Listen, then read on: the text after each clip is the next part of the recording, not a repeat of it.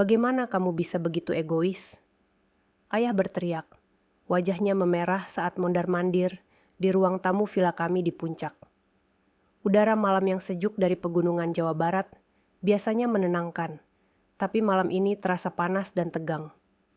Villa ini dengan atap genteng merah dan halaman luas yang ditanami pohon pinus serta bunga-bunga tropis, selalu menjadi tempat kami berkumpul sebagai keluarga. Setelah salat maghrib tadi, kami seharusnya menikmati makan malam bersama. Nasi goreng halal dengan ayam kampung dan sambal terasi yang ibu masak sendiri, disertai doa syukur atas rezeki Allah. Tapi sekarang, semuanya berubah jadi pertengkaran. Adikmu butuh uang itu untuk usaha barunya. Kamu sudah punya lebih dari cukup, lanjut ayah. Suaranya bergema di ruangan yang diterangi lampu gantung sederhana, dikelilingi foto-foto keluarga kami berhijab rapi saat umrah tahun lalu. Aku berdiri di sana, terpaku, tanganku masih memegang tagihan pajak properti yang tiba-tiba diserahkan padaku seperti serangan mendadak. Apa yang seharusnya jadi makan malam minggu santai, dengan kami duduk lesehan di karpet tebal, berbagi cerita sambil minum teh hangat, malah jadi sidang pengadilan atas mengapa aku tak lagi menanggung beban mereka. Nama lengkapku Laila Rahman, usiaku 33 tahun, dan aku telah membangun karir sukses sebagai trader saham mandiri. Aku bukan lahir dari keluarga kaya raya. Semua yang kumiliki datang dari malam-malam tanpa tidur, mempelajari pola pasar sambil membaca Al-Quran untuk menenangkan hati, dan mengambil risiko yang dihitung matang-matang sesuai ajaran Islam tentang rezeki halal. Selama 5 tahun terakhir, aku diam-diam membayar pajak properti villa ini, menanggung cicilan mobil adikku Aisyah, dan mendanai liburan keluarga tanpa pernah mengeluh. Itu caraku membalas budi pada keluarga yang membesarkanku dengan nilai-nilai Islam. Hormat pada orang tua, tolong-menolong sesama saudara, dan bersyukur atas nikmat Allah. Kami tinggal di kampung halaman di pinggiran Jakarta, tapi villa di puncak ini seperti surga kecil kami. Tempat kami beristirahat dari hiruk-pikuk kota, mendengarkan azan dari masjid terdekat, dan menikmati udara pegunungan yang segar. Setiap akhir pekan, kami sering mengadakan pengajian keluarga di sini, membaca surah Yasin bersama sebelum tidur. Ayah, aku sudah membayar semuanya selama bertahun-tahun, kataku akhirnya. Suaraku lebih tegas dari yang kurasakan. Pajak properti, perjalanan bisnis Aisyah, tagihan medis ibu yang tak ditanggung asuransi. Aku tak pernah minta balasan, tapi aku tak bisa terus begini selamanya. Ibu duduk diam di sofa, matanya tertunduk pada tangannya yang saling bertaut. Beliau tak mau menatapku, dan itu lebih menyakitkan daripada teriakan ayah. Ibu, dengan jilbab panjangnya yang selalu rapi, biasanya menjadi penengah dalam keluarga kami. Beliau yang mengajarkanku sholat 5 waktu sejak kecil, mengingatkan untuk sedekah, dan menyiapkan sahur saat Ramadan. Tapi sekarang, diamnya seperti pisau yang menusuk. Kami sudah memberikan segalanya untukmu saat kecil, lanjut ayah, mengabaikan kata-kataku. Dan sekarang, saat kami butuh, kamu meninggalkan kami. Padahal adikmu sedang berusaha membangun sesuatu untuk masa depannya, sesuai sunnah Rasulullah tentang mencari rezeki halal. Saat itu, aku perhatikan amplop di meja kopi, sebagian tersembunyi di bawah majalah agama yang sering dibaca ayah. Sudut dokumen resmi menyembul, dan aku bisa membaca kata-kata Dana Amanah dan Aisyah Rahman dalam huruf tebal. Perutku seperti terjatuh. Aku meraih amplop itu sebelum ayah bisa menghentikanku. Laila, itu urusan pribadi, bentak ayah, tapi sudah terlambat. Aku sudah membaca dokumen itu. Tanganku gemetar saat kebenaran terungkap dalam bahasa hukum yang dingin. Ayah telah membuat dana amanah yang besar untuk Aisyah, hanya untuk Aisyah. Ayah yang sama yang selama bertahun-tahun bilang tak ada cukup uang untuk bantu biaya kuliahku, memaksaku bekerja paruh waktu sambil belajar. Ayah yang sekarang mengharapkan aku membiayai gaya hidup mewah mereka sambil diam-diam menyiapkan masa depan adikku. Kapan ayah mau bilang ini padaku? Bisikku. kejelasan dingin menyapu diriku. Seluruh hidupku tiba-tiba masuk akal. Pilih kasih, harapan berbeda, tuntutan terus-menerus yang disamarkan sebagai kewajiban keluarga. Aku tahu saat itu semuanya akan berubah. Villa di puncak yang dulu penuh kenangan bahagia. Seperti saat kami rayakan Idul Fitri dengan ketupat dan opor ayam, atau saat Aisyah kecil belajar mengaji di teras sambil mendengar kicau burung. Sekarang terasa seperti tempat pengkhianatan. Aku ingat bagaimana ayah selalu menekankan nilai keluarga dalam Islam. Keluarga adalah amanah dari Allah, kita harus saling menjaga. Tapi sekarang, amanah itu terasa timpang. Di luar jendela, angin pegunungan bertiup, membawa aroma tanah basah setelah hujan tropis siang tadi. Tapi hatiku terasa kering. Aku harus mulai memikirkan diri sendiri, sesuai ajaran bahwa setiap jiwa bertanggung jawab atas dirinya. Ayah merebut dokumen dana amanah dari tanganku, tapi kerusakan sudah terjadi. Angka-angka itu terpatri di ingatanku. 5 miliar disisihkan untuk Aisyah, dengan ketentuan tambahan untuk kontribusi masa depan. Semua itu sementara aku dibilang keuangan keluarga sedang ketat. Kamu tak seharusnya lihat itu, gumam ayah, melipat kertas dan memasukkannya kembali ke amplop. Jelas sekali, jawabku, suaraku hampa. Kurasa itu jelaskan kenapa ayah tak pernah bantu pinjaman mahasiswaku. Saat kecil, pola itu selalu ada. Aisyah dapat les tari saman sementara aku disuruh fokus belajar agama dan sekolah. Dia dapat mobil untuk ulang tahun ke-16. Aku naik angkot sampai kumpul uang dari pekerjaan setelah sekolah untuk beli motor bekas. Saat kuliah, Aisyah masuk universitas swasta dengan dukungan keluarga, sementara aku susun beasiswa dan kerja 30 jam seminggu di warung kopi halal dekat kampus. Aku selalu anggap itu karena perubahan keuangan atau cara didik berbeda. Aku tak pernah mau percaya apa yang sekarang ada di depan mata.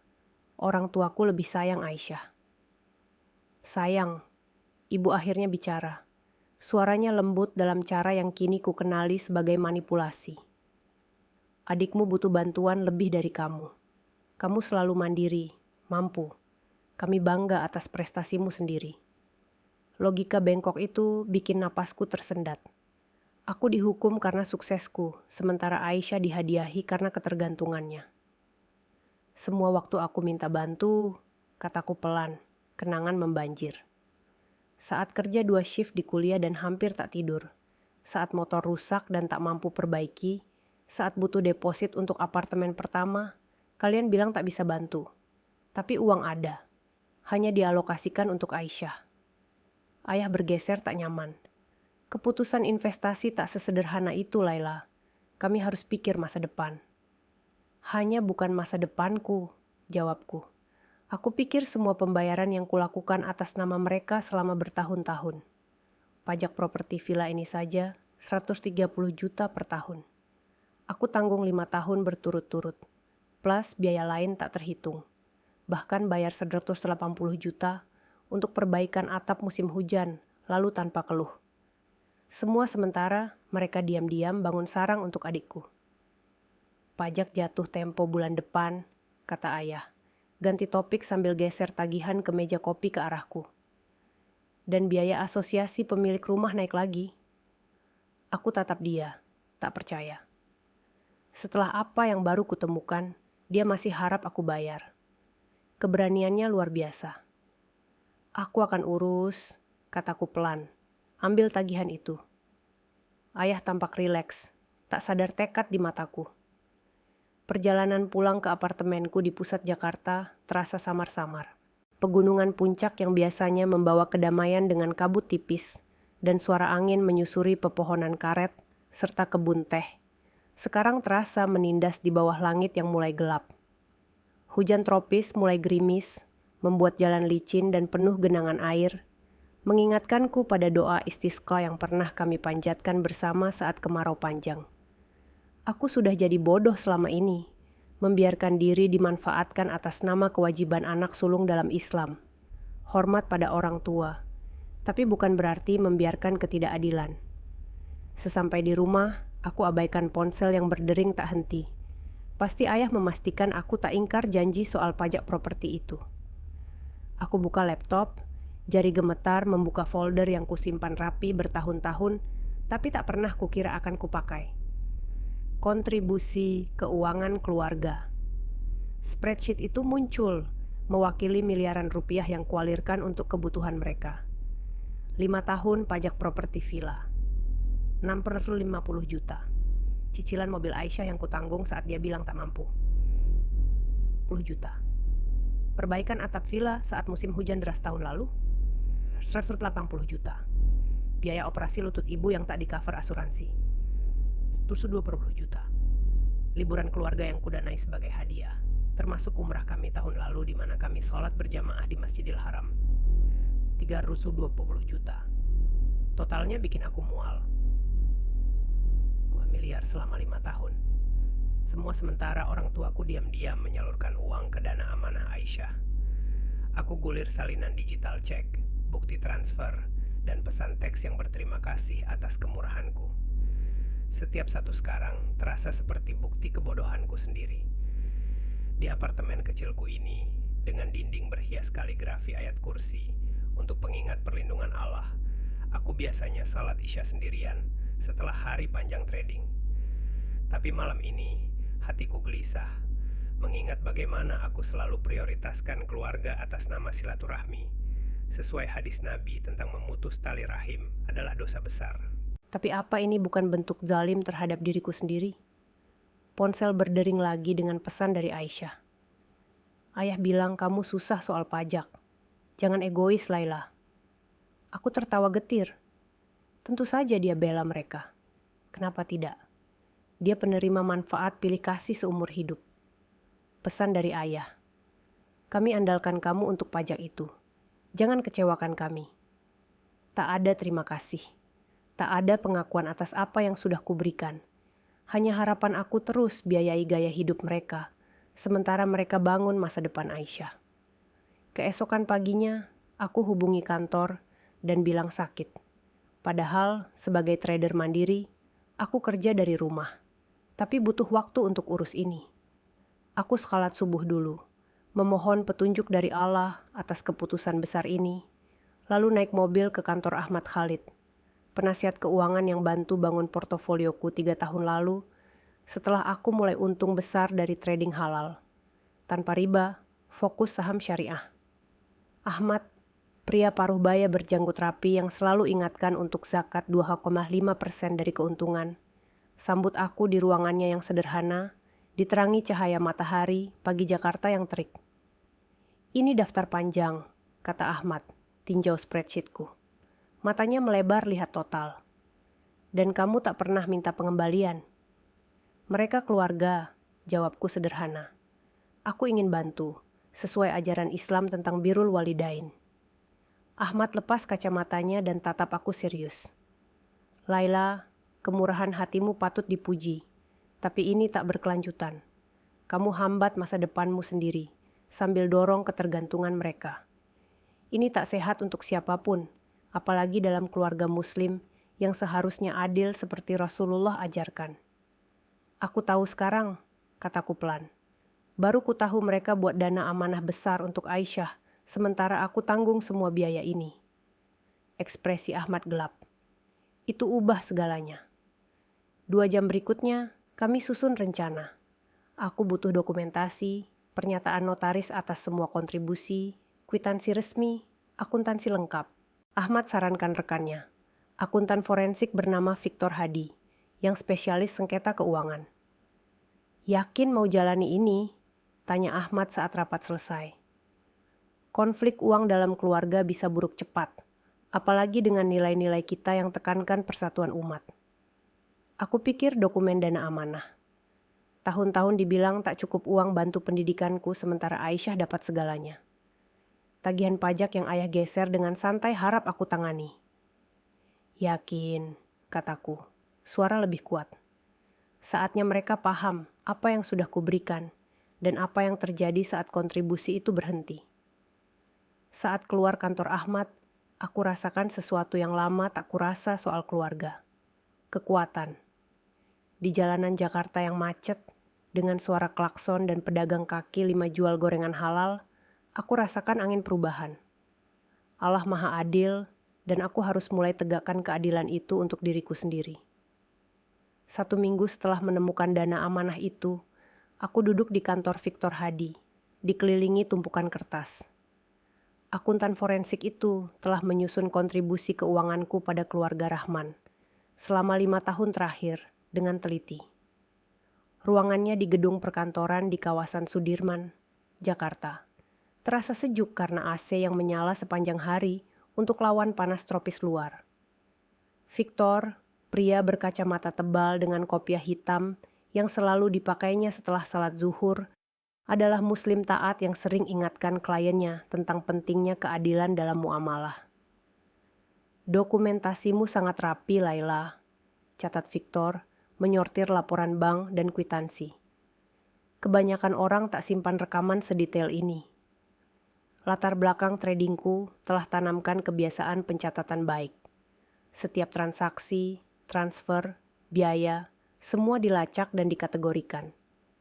Di luar jendela, lalu lintas Jakarta bergerak lambat di bawah matahari siang yang terik, dengan pedagang asongan menjajakan es kelapa muda halal untuk pejalan kaki yang kehausan. Aku ingat bagaimana aku selalu transfer uang setelah salat Jumat, berdoa agar rezeki ini bermanfaat bagi keluarga, sesuai ajaran Al-Quran tentang infak di jalan Allah. Tapi sekarang, aku sadar itu telah dimanfaatkan. "Berapa total kerusakannya?" tanyaku, siap hadapi jawaban. Victor geser dokumen ke mejanya. "Angka akhir lebih buruk dari hitunganku awal, 1,7 miliar. Tambahan 210 juta datang dari bunga yang hilang karena alihkan dana ini dari investasimu sendiri," jelasnya. "Berdasarkan performa portofoliomu, itu estimasi konservatif." Aku angguk, rasakan campur antara pembenaran dan duka. Angka-angka itu buat pengkhianatan jadi nyata, tak terbantahkan. Di rumah kami di Kampung Tebet, keluarga biasa berkumpul untuk buka puasa Ramadan dengan kurma dan kolak pisang, berbagi cerita sambil mendengar tilawah dari radio. Tapi di balik itu, ketidakadilan ini tersembunyi. "Sekarang apa?" tanyaku. "Tergantung apa yang kamu mau," jawab Victor. "Kalau cari ganti rugi hukum, kita bisa bangun kasus, meski urusan keuangan keluarga rumit tanpa perjanjian tertulis. Kalau cuma dokumentasi untuk penutupan sendiri atau leverage diskusi keluarga, kita bisa siapkan laporan keuangan lengkap." "Yang kedua," kataku, "untuk sekarang." Saat Victor siapkan dokumen, ponselku bergetar dengan pesan teks. "Ayah, belum terima pembayaran pajak, jatuh tempo mendekat." "Aisyah, ayah bilang kamu susah soal uang. Setelah semua yang mereka lakukan untukmu, sungguh Laila." Aku matikan suara ponsel tanpa balas, biar mereka bertanya-tanya. Di masyarakat kami, keluarga Muslim Jawa, nilai gotong royong kuat, saling bantu saat hajatan atau pengajian. Tapi ini bukan gotong royong, ini eksploitasi. 3 hari kemudian, aku terima laporan keuangan notaris dari kantor Victor. Dokumen itu detail setiap rupiah yang kuberikan selama 5 tahun. Dikategorikan berdasarkan penerima, tujuan, dan tanggal. Termasuk hitungan kesempatan investasi hilang dan pernyataan dari Ahmad Khalid verifikasi analisisnya. Malam itu, aku terima panggilan dari ibu. "Laila, ayah khawatir soal pembayaran pajak properti," mulai ibu. Suaranya hati-hati sembunyikan ketegangan, seperti saat beliau ingatkan aku salat tarawih saat Ramadan. "Jatuh tempo minggu depan."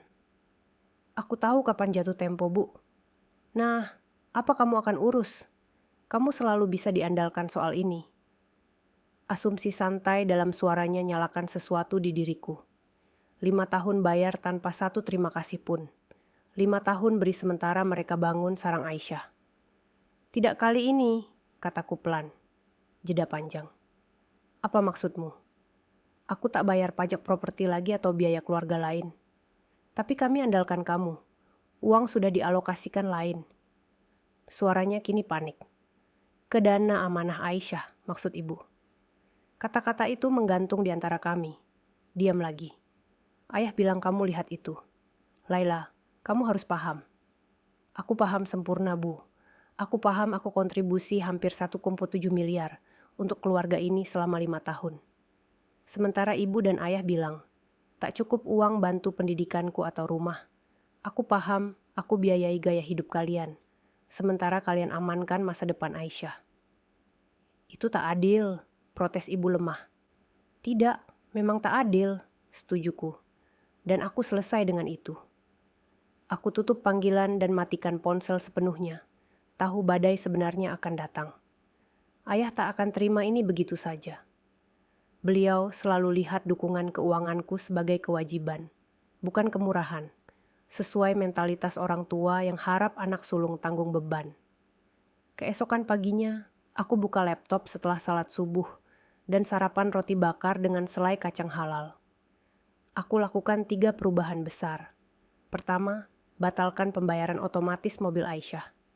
Kedua, hapus diriku sebagai pembayar resmi di semua akun keluarga. Ketiga, transfer 1,7 miliar dari akun broker kuku ke dana investasi baru, berlabel masa depanku. Untuk pertama kalinya dalam bertahun-tahun, aku rasakan bebas.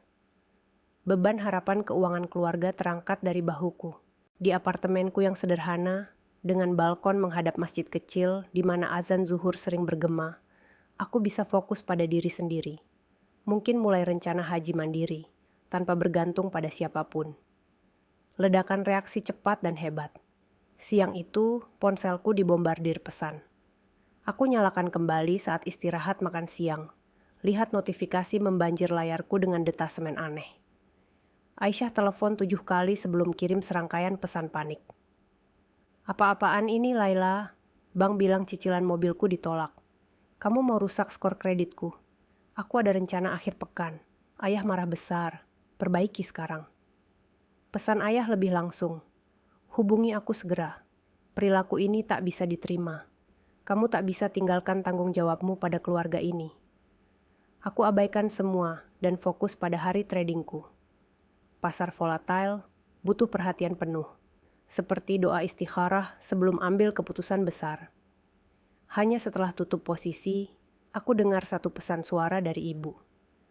Laila, tolong. Ayah gelisah.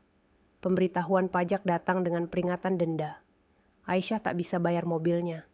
Dia bisa kehilangan kendaraannya. Kami tak paham kenapa kamu lakukan ini. Apapun yang kesal kamu, kita bisa bicara. Tolong hubungi kembali. Tak ada pengakuan soal dana amanah. Tak ada apresiasi atas dukungan keuanganku bertahun-tahun. Hanya tekanan untuk kembali ke status quo. Aku sedang susun balasan terukur saat interkom berdering. Suara satpam gedung. Bu Laila, ayah Anda di sini minta ketemu. Beliau sangat ngotot. Perutku mengerut. Bilang aku tak tersedia. Beliau bilang tak akan pergi sampai Anda turun. Aku mendesah. Kalau begitu panggil polisi kalau beliau tolak pergi. Baik, Bu. 20 menit kemudian, aku terima pesan dari nomor tak dikenal, sepupuku Umar. Baru lihat Paman Hasan diusir dari gedungmu oleh satpam. Apa yang terjadi? Kamu baik-baik? Aku tak bicara dengan Umar berbulan-bulan. Aku balas. Aku baik. Perselisihan keuangan keluarga. Balasannya mengejutkan. Sudah saatnya kamu lawan mereka. Cara mereka perlakukan kamu versus Aisyah salah sejak lama. Aku tatap ponsel. Aku selalu anggap tak ada yang lain di keluarga perhatikan ketimpangan itu. Validasi dari Umar tak terduga dan sangat meneguhkan. Seperti menemukan saudara seiman dalam pengajian yang mendukung hak perempuan dalam Islam. Bel pintu berbunyi pukul 7 malam. Aku cek lubang intip dan lihat Aisyah berdiri di sana. Tangan disilang. Kaki mengetuk tak sabar. Aku buka pintu tapi halangi masuk. Mau apa? Mau apa? Ulang Aisyah tak percaya. Aku mau kamu jelaskan kenapa tiba-tiba bertingkah gila. Cicilan mobilku ditolak. Ayah bilang kamu tolak bayar pajak Villa Puncak. Benar, kataku tenang. Kenapa? Apa masalahmu? Masalahnya aku kontribusi hampir 1,7 miliar untuk keluarga ini selama 5 tahun terakhir. sementara ayah diam-diam danai amanah untukmu. Ekspresi Aisyah berubah. Kaget, lalu bersalah, lalu marah defensif. Itu beda, bantah dia. Amanah itu untuk masa depanku. Aku butuh keamanan itu. Dan aku tidak. Kamu selalu yang pintar, katanya, seolah itu jelaskan segalanya. Kamu punya karir trading mewah. Aku masih cari jalan. Di usia 31, Aisyah, sementara aku bayar cicilan mobilmu dan danai liburan keluarga. Dia memerah. Kamu tak pernah keluh sebelumnya. Karena aku tak tahu aku dimanipulasi. Tak tahu sementara aku kosongkan rekening untuk bantu keluarga. Ayah salurkan uang ke amanahmu. Itu tak sebanyak itu, gumam dia. 5 miliar jumlah signifikan. Matanya melebar. Bagaimana kamu tahu jumlah pastinya? Aku lihat dokumennya. Jeda diam lewat antara kami. Lalu luar biasa, Aisyah coba taktik lain. Ekspresinya lembut saat raih lenganku. Dengar Laila, aku paham kamu kesal. Tapi kita keluarga. Kami butuh bantuanmu. Ayah bilang tanpa bayar pajak, mereka bisa kehilangan villa. Aku mundur, putus kontaknya. Itu bukan masalahku lagi. Kamu biarkan mereka kehilangan villa. Tempat kita habiskan musim panas. Rayakan Maulid Nabi dengan pengajian bersama. Bagaimana kamu bisa begitu dingin? Aku tatap adikku. Benar-benar tatap. Dan lihat hak istimewa yang dibudidayakan seumur hidupnya. Dia sungguh tak paham kenapa aku berhenti dukung keuangan keluarga. Mereka punya pilihan, kataku. Bisa pakai sebagian amanahmu. Wajah Aisyah mengeras. Itu tak adil. Aku tersenyum sedih. Tidak, Aisyah. Tak ada yang adil dalam ini. Aku tutup pintu pelan tapi tegas di mukanya. 2 minggu berlalu, batas waktu pajak properti lewat begitu saja. Aku pertahankan keheningan radio dengan orang tuaku dan Aisyah. Fokus pada pekerjaanku dan perencanaan keuangan pribadiku. Ahmad telah bantu restrukturisasi portofolio investasiku. Sekarang aku tak lagi bocor uang untuk keluarga. Perbedaannya besar sekali. Aku bisa tingkatkan kontribusi pensiunku secara signifikan. Dan bahkan pertimbangkan beli villa kecil sendiri di Bogor. Tempat dengan udara pegunungan segar, dekat masjid untuk salat Jumat, dan kebun tropis yang bisa kutanami buah-buahan halal seperti durian atau rambutan, sesuai sunnah Nabi tentang menanam pohon yang bermanfaat. Di masyarakat kami, memiliki properti sendiri adalah bentuk ikhtiar untuk masa depan, tapi juga amanah untuk keluarga mendatang. Aku bayangkan bagaimana aku bisa adakan pengajian kecil di sana, mengundang tetangga untuk tadarus Al-Quran saat malam Jumat, tanpa beban harapan dari siapapun. Kedamaian baruku hancur saat aku terima email dari Paman Ali, saudara ayah. Laila, apa yang terjadi dengan Hasan dan Villa Puncak? Beliau minta pinjam restrukturisasi 50 juta untuk tutup pajak properti dan dendanya. Bilang kamu tolak bantu keluarga lagi. Ini tak seperti kamu.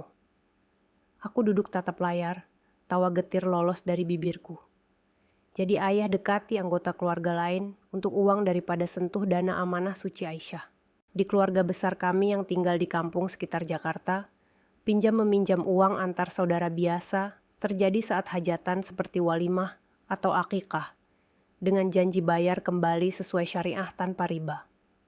Tapi ini manipulasi murni. Aku susun balasan hati-hati, lampirkan PDF ringkasan kontribusi keuanganku pada keluarga selama 5 tahun, beserta penjelasan singkat soal dana amanah Aisyah. Balasan Paman Ali datang dalam 1 jam. Astagfirullah, Laila, aku tak tahu.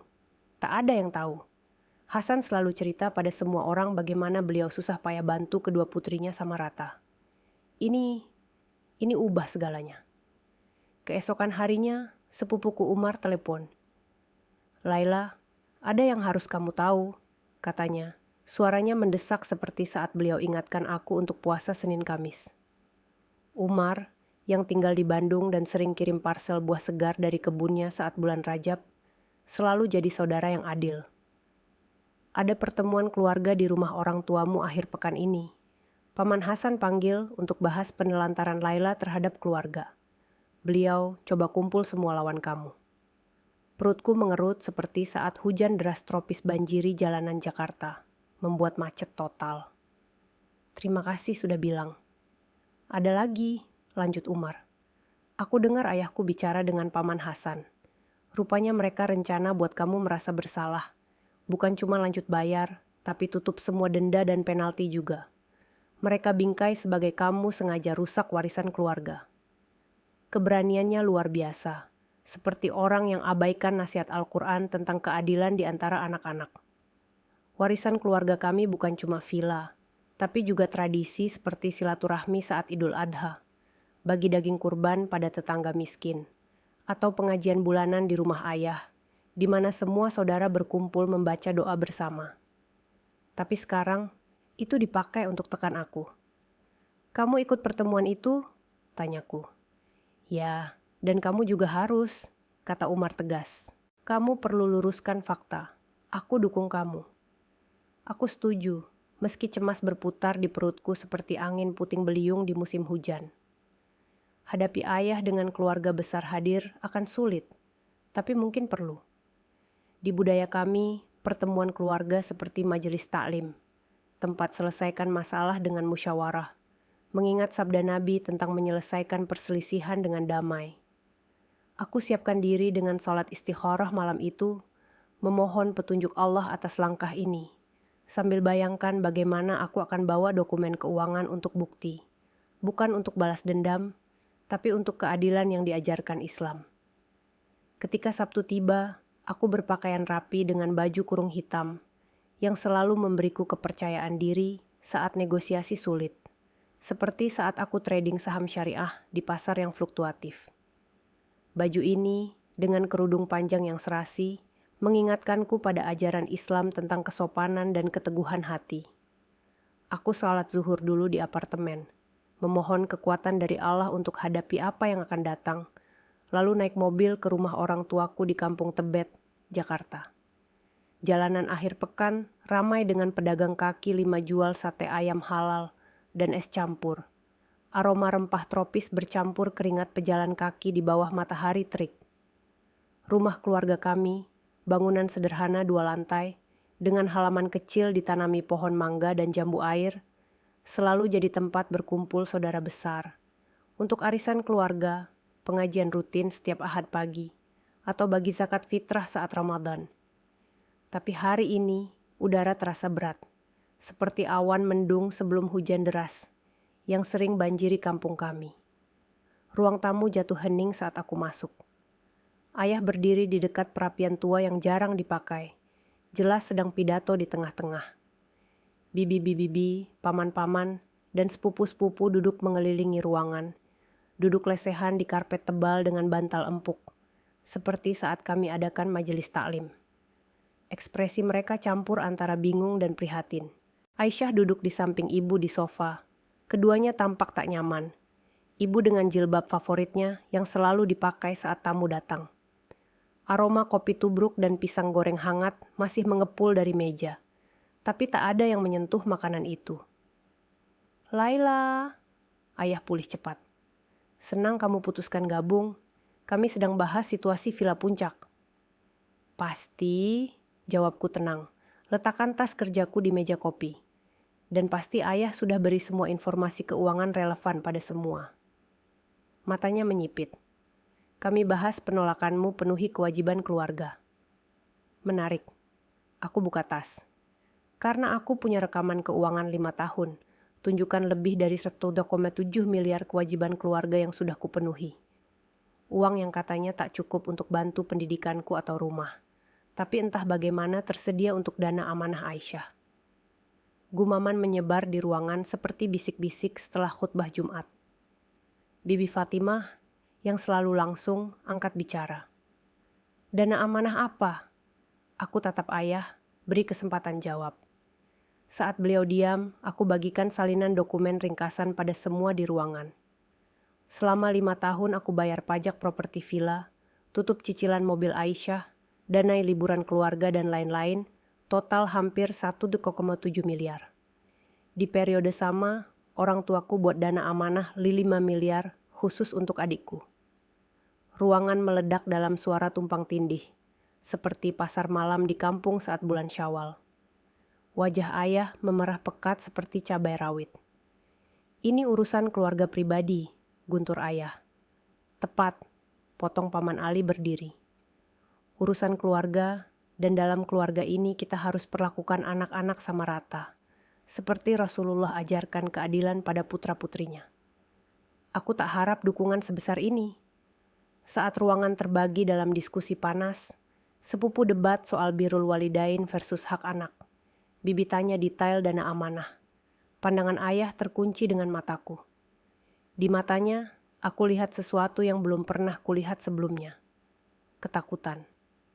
Ketakutan akan terbongkar, narasi yang dibangun hancur, dan di balik itu, sesuatu lebih tak terduga. Rasa hormat. Pertemuan keluarga berakhir dengan ayah keluar marah, dan ibu ikut sambil menangis. Aisyah duduk beku di sofa, hindari kontak mata semua. Keluarga lain bertahan, proses pengungkapan itu. "Aku tak tahu separah ini," kata Bibi Fatimah pelajari dokumen keuangan. "Hasan selalu gambarkan kamu sebagai yang sukses yang tak butuh bantu." Paman Ali geleng kepala. "Ini tak benar. Villa Puncak bagian kenangan keluarga besar selama bertahun-tahun.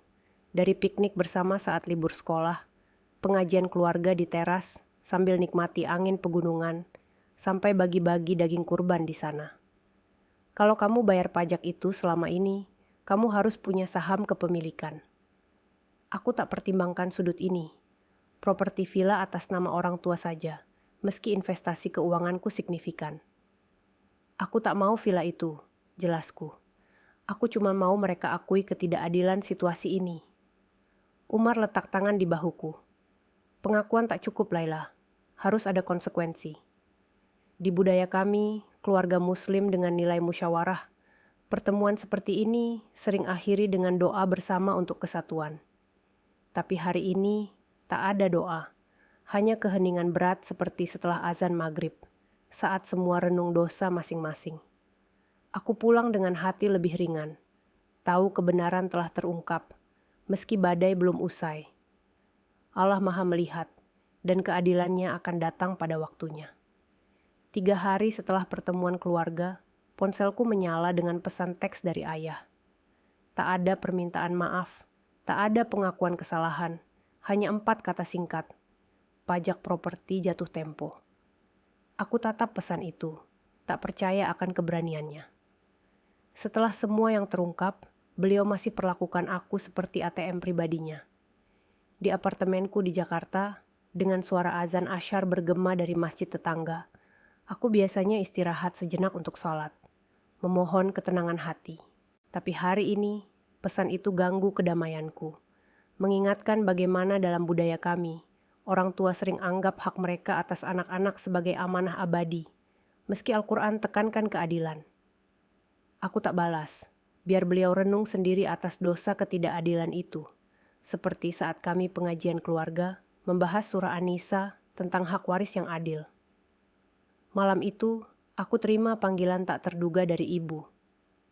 "Laila," suaranya ragu-ragu, seperti saat beliau ingatkan aku untuk puasa Arafah tahun lalu. "Ayahmu tak tangani ini dengan baik. Villa Puncak berarti segalanya baginya." "Lebih dari perlakukan putri-putrinya sama rata?" tanyaku. Diamnya bicara banyak, seperti hening setelah takbir Idul Fitri di lapangan kampung.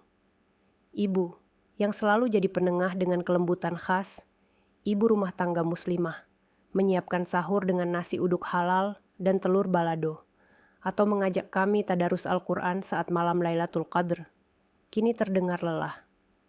"Bu, aku sudah kontribusi hampir 1,7 miliar untuk keluarga ini. Ayah buat dana amanah 5 miliar untuk Aisyah, tanpa pernah tawarkan dukungan serupa padaku." Ketimpangannya mencolok.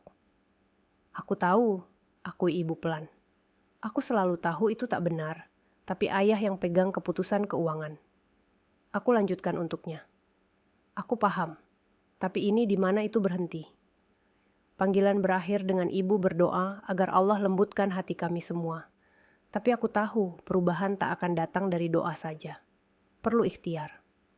Keesokan paginya, Setelah salat subuh dan minum teh jahe hangat untuk lawan udara pagi tropis yang lembab, aku balas pesan ayah dengan satu lampiran. Foto dokumen keuangan lengkap notaris atas kontribusiku selama 5 tahun, dengan total dilingkari merah. Tak perlu pesan tambahan. Dokumen itu bicara sendiri. 1 jam setelah kirim foto, ponsel berdering. Aku harap suara ayah marah, tapi malah Aisyah. Laila, suaranya gemetar, seperti saat dia gugup sebelum presentasi usahanya yang kudanai. Aisyah, yang tinggal di rumah orang tua dan sering ikut arisan ibu-ibu masjid, kini terdengar terguncang. Ayah baru tunjukkan semua dokumen yang kamu kirim. Benarkah sebanyak itu?